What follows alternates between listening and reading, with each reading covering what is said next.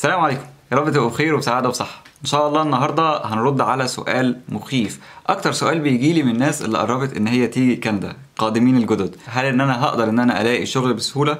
هل الشغل ده السالري بتاعه او الراتب بتاعه هيقدر ان هو يصرف على ايجار البيت، هيقدر ان هو يصرف على اكلي وشربي، هيقدر ان هو يصرف على مواصلاتي؟ بيبقى في خوف عندنا ان احنا ما نترميش في الشارع، ان احنا ما نموتش من الجوع، لان احنا جايين على بلد جديدة، جايين على مجتمع جديد، انا مش عارف ايه اللي ممكن يحصل لي هناك. فالنهارده ان شاء الله هرد على السؤال ده بالتفصيل، سواء بالنسبه للشخص العازب او بالنسبه للشخص اللي معاه اسره. طيب مبدئيا انا هشيل من الكلام اي كسور بالنسبه للارقام اللي انا هقولها، غالبيه الكلام هتبقى على مقاطعه كيبك، لكن بالنسبه للمقاطعات الثانيه الامور متشابهه، يعني مقارنه الدخل بالمصاريف.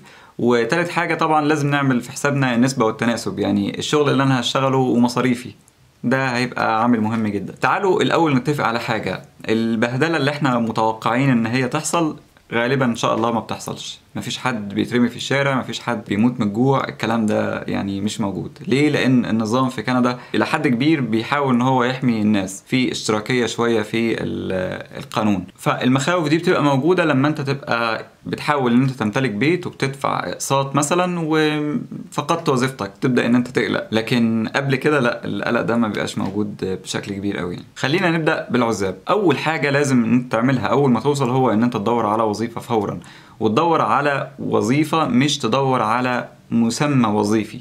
يعني ما تدورش ان انت عايز تشتغل في الحتة دي في الوظيفة المعينة دي. انا عارف ان ده حاجة مهمة ان انت تبدأ بيها، لكن في النهاية انت محتاج شغل، انت محتاج دخل علشان يسندك في اول ايام.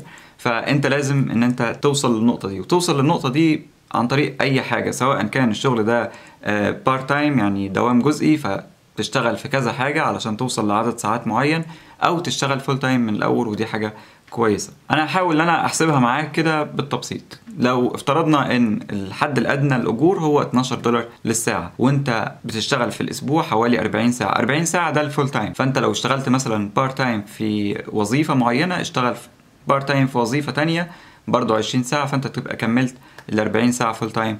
ده علشانك انت، مش علشان اي حاجة تانية، وعشان تاخد برضو الكنديان اكسبيرينس او الخبرة الكندية، عشان بعد كده لما تيجي تقدم على شغل يبقى انت عندك خبرة في كذا مكان. لو افترضنا ان انت اشتغلت 40 ساعة في $12، فهيبقى حوالي $480 في الاسبوع. ده بالنسبة لشخص عازب موجود في كيبك، ده هيكفيه ايجار وهيكفيه اكل وشرب وهيكفيه مصاريف. طبعا مش بالحدود مش ببذخ، يعني مش هياكل كل يوم في مطعم وكده، لكن انا قصدي ان مثلا هو يقدر ان هو يأجر شقة لوحده بداية من $700، او ان هو يشترك مع حد بداية من $400 في شقة عزاب مثلا مع بعض او كده، فده حل. تاني حاجة اكله بالنسبة للاسبوع، هو لو بيجيب من السوبر ماركت اكله ويطبخ ويعمل اكله بنفسه هيكفيه 100-150، ده هيكفوه جدا يعني، فمش هيحتاج اكتر من كده. بالنسبة للمواصلات انت بتدفع حوالي حاجة و80، او لو شغلك بره مونتريال سواء مونتريال ولافال مثلا ممكن تدفع 130 اشتراك شهري بالنسبة للباص والمترو والقطر كمان. ده بالنسبة للمصاريف بتاعة المواصلات. اهم حاجة هو ان انت توفر دخل. العائق اللي بيحصل للناس هو انها زي ما قلت لكم بتدور على وظيفة، انا عايز اشتغل كذا واقعد ادور على كذا. لا، انت في الاول اشتغل اي شغل، وانت في الشغل ده ابدا انت دور بقى على الوظيفه اللي انت عايزها او المسمى الوظيفي اللي انت عايزه. اهم حاجه في الاول يبقى عندك دخل. طب هل انا كعازب هقدر ان انا يعني مادام الموضوع سهل كده هقدر ان انا انزل مثلا بلدي كل سنه زيارات؟ في الحقيقة لا، ده ان الرقم ده هو هيكفيك كمعيشة، بس هيكفيك هنا في الحدود دي، لكن مش هيخليك تستمتع بحياة فيها رفاهية قوي، مش هيخليك قادر ان انت توفر تذكرة طيران اللي بتبقى غالية عادة يعني كل سنة لبلدك، لكن انت ممكن تسافر كل كذا سنة يعني. لكن اللي اقدر اقوله لك ان انت لو عندك معادلة مثلا لشهادتك، سواء كانت صيدلة ولا طب ولا هندسة، انت ممكن توفر جزء من الشغل بتاعك اللي هو هيبقى بسيط جدا، تقدر ان انت توفر جزء من مرتبك يكفي لمصاريف الامتحان. فمصاريف معادلتك وكتبك والامتحانات وكل حاجة دي ممكن ان انت توفرها هنا من شغل بسيط، مش لازم ان انت تعمل حسابها قبل ما تيجي، بس لو عملت حسابها ده طبعا يبقى احسن. يعني مصاريف الاكل هنا الى حد كبير بالنسبه لمستوى الحياه يعتبر كويس الحمد لله، دي يعني نعمه كبيره موجوده في كندا. كمان اسعار العربيات تعتبر برضو يعني بالنسبه للدخل تعتبر كويسه. يعني انا اول عربيه جبتها بحوالي $500، هي كانت اساسا معروضه ب 1200 وفصلت مع الراجل وجبتها في 550.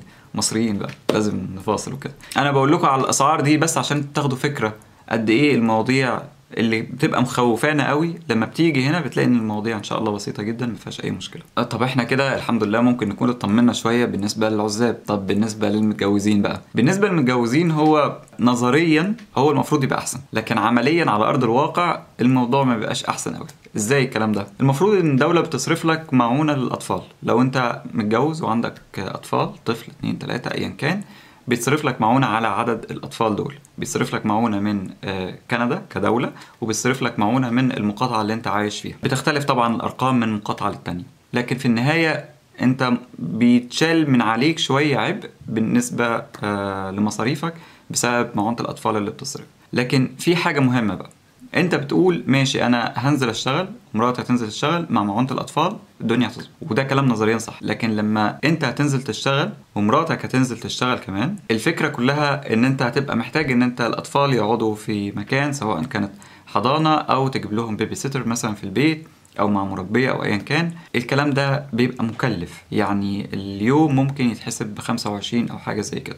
في ناس بتحسب بتقول ماشي ما انا هشتغل كذا ساعة مش مشكلة لما ادفع 25، ممكن توصل ل40 احيانا علشان الولاد، يعني مفيش مشكلة خالص، دي بتشيل دي. لكن لما بيكون الشغل بالليل عادة بتبقى محتاج بيبي سيتر، والبيبي سيتر برضو بتاخد اجر بالنسبة للساعة اللي هو ممكن يكون نفس اجرك، فبتلاقي ان العملية مش متظبطة قوي. ففي النهاية الموضوع بيرسي على ان حد من الاباء، الاب او الام، يقعد مع الولاد والتاني يشتغل. لما بتيجي تحسبها بتلاقي هو دخل اكبر من العازب، لكن في النهاية انت برضو بتدفع ايجار اكتر، بتدفع مصاريف بالنسبة للاكل والشرب اكتر. اللي في ناس عملته ان في بيبي سيترز بيدوا فواتير ايصالات. طبعا الكلام ده مش منتشر، قليل جدا اللي بيعملوا الكلام ده، لكن لو لقيت بيبي سيتر بتدي فواتير، دي هتقدر بعد كده ان انت تقدمها في اقرارك الضريبي وتقلل منك الضرايب، او حتى يرجع لك فلوس مقابل اللي انت صرفته لكن في اخر السنه. الحاجه اللي انت ممكن تعملها ان انتوا الاثنين تشتغلوا، تحاولوا ان انتوا تشتغلوا في دوام كامل. حد يشتغل في دوام كامل اثناء ما الولاد يكونوا في المدرسه، ويبقى موجود اثناء ما الولاد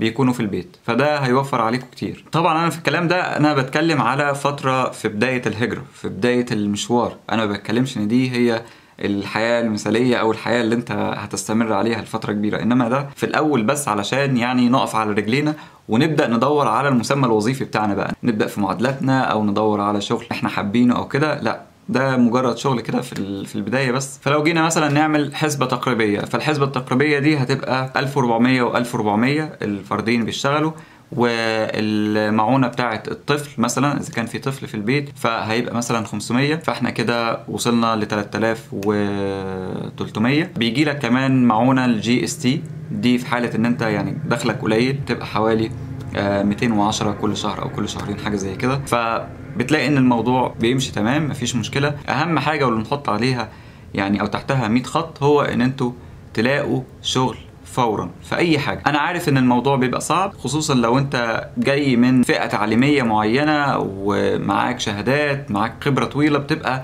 نفسيا صعب ان انت تقبل اي شغل، ودي حاجه انا متفهمها. الفكره كلها ان انت بيبقى قدامك اختيارين، انت عايز تبني نفسك في البلد دي، لازم تعرف الموضوع ده ان انت بتبدأ من الصفر، من الصفر تماما. حتى في بداية الايام انت بتبدأ من الصفر، مش في وظيفتك وبس، لا، في بداية الايام انت بتبدأ بولا حاجة. جهز نفسك للموضوع ده نفسيا. لو انت تقبلت الموضوع ده قبل ما توصل كندا، صدقني هتيجي هنا هتلاقي الحياة سهلة جدا جدا ان شاء الله ومفيهاش اي مشكلة. لو انت حطيت في نفسك عقد وشروط وحاجات، هتيجي هنا هتلاقي الموضوع متصعب. انت صعبته على نفسك اساسا نفسيا وعمليا من الاول، فانت مش هتلاقي شغل بسهوله، وبالتالي مش هتقدر ان انت توفر المصاريف اللي انت عايزها بالنسبه لبيتك. خصوصا المصاريف دي مش مصاريف بس الاكل والشرب والكلام ده، الحياه هنا احنا برضو بنحسب للمصاريف الزيارات بالنسبه للبلد الام. انت لما بتبقى اسره اضرب بقى التذكره في ارقام 3 2 4 ايا كان. من الحاجات برضو اللي المفروض ناخد بالنا منها في اول ايام هو ان احنا نتحكم شويه في الصرف بتاعنا، لان احنا لما بنيجي بنبقى بنتعامل كده بعقلية السائح. انا فرحان ان انا جيت، عايز بقى اصرف واروح واخرج انتعش بقى واشوف البلد وكده واجيب حاجات، ودي حق كل واحد يعني. بس في الاخر انت جاي بمبلغ معين من الفلوس في الاول، حاول ان المبلغ ده يفضل معاك اكبر قدر ممكن، وبعد كده ان شاء الله انت هتجيب كل حاجه وكل نفسك فيه وهتتفسح وتعمل كل حاجه. بس اهم حاجه في الاول يعني تبقى في منطقه امان، منطقة أمان مادي، لأن في أول 3 شهور من وصولك كندا مفيش معونات بتصرف لك، لا معونة الأطفال ولا أي معونات تانية. بالمناسبة احنا دايما بنقول ان احنا في بلدنا بيبقى يعني عندنا اهلنا، بيبقى عندنا اصحابنا، لو الواحد يعني حصل له اي حاجة لا قدر الله يعني ممكن يتسند على اهله شوية وكده. هنا اهلك هي الحكومة، فانت في حالة ان انت مش لاقي شغل او ان انت مش قادر ان انت تصرف، على طول الحكومة ليها معونات للناس اللي مش لاقية شغل، اللي هي معونة البطالة مثلا. دي بتبقى الاختيار الاخير، دي بتبقى رقم بسيط خالص يعني يكفيك ان انت تعيش، بس مجرد وجود الاختيار ده الى حد ما بيطمنك. لكن ان شاء الله يعني ما تحطش نفسك في موقف ان انت تحتاجه. حاول ان انت في الاول كده تشتري مثلا العفش بتاعك مستعمل، مفيش مشكله، الناس هنا بتشتري مستعمل كل حاجه. لو كله تمام، حياتك تمام، متيسره معاك، خلاص مفيش مشكله.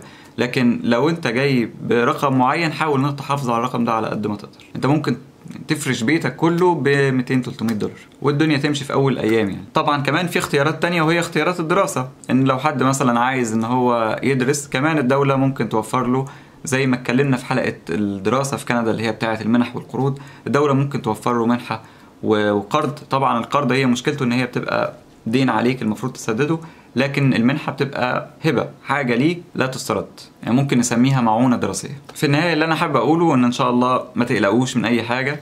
أنتوا جايين دولة من دول العالم الأول، دولة فيها نظام رعاية اجتماعية قوي جدا، دولة فيها اختيارات كتير، دولة فيها مميزات وفرص كتير. أهم حاجة إن أنت ما تحطش نفسك في سجن كده من الأول، إن أنا عايز ده ومش عايز ده. زي ما قلت لك، أول ما تيجي ما تحطش في دماغك إن أنا بدور على وظيفة، أنا بدور على شغل، أنا بدور على دخل يجيلي وبس. في الاول مع اول وظيفة تشتغلها دور على طول على الوظيفة التانية، الحاجة اللي ممكن تكون احسن ليك. طبعا عشان تعرفوا تفاصيل اكتر بالنسبة للارقام، ممكن تراجعوا فيديوهات الايجار بالنسبة للشقق والبيوت هنا في كندا، ممكن تراجعوا فيديوهات الرواتب بالنسبة للاعمال الكاجوال والاعمال البسيطة، ممكن كمان تراجعوا الفيديوهات بتاعة مصاريف الاطفال ومصاريف الهدوم والحاجات دي، ممكن تشوفوا الفيديو بتاع اسعار العربيات، ممكن تشوفوا كمان الفيديو بتاع اسعار الاكل والشرب. الفيديوهات دي كلها هتديلكم معلومات اكتر وتفاصيل اكتر عن الحاجات اللي احنا اتكلمنا فيها. عشان نختم الموضوع تعالوا نعيد السؤال تاني، هل ان انا اول ما هوصل هقدر ان انا الاقي شغل بسهولة؟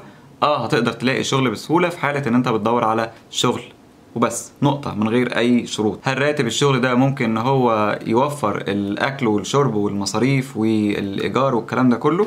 ممكن، في حالة إن أنت بتشتغل في دوام كامل، وفي حالة إن أنت اختياراتك بالنسبة للإيجار والمصاريف والكلام ده بتتناسب مع الدخل اللي أنت هتاخده. ده كان كل شيء النهاردة، أتمنى يكون مفيد بالنسبة لكم، ومن هنا الفيديو الجاي دمتم بألف خير. ما تنسوش بقى تعملوا لايك لو الفيديو عجبكم، وسبسكرايب لو أنتم جداد في القناة والكلام ده كله. سلام عليكم.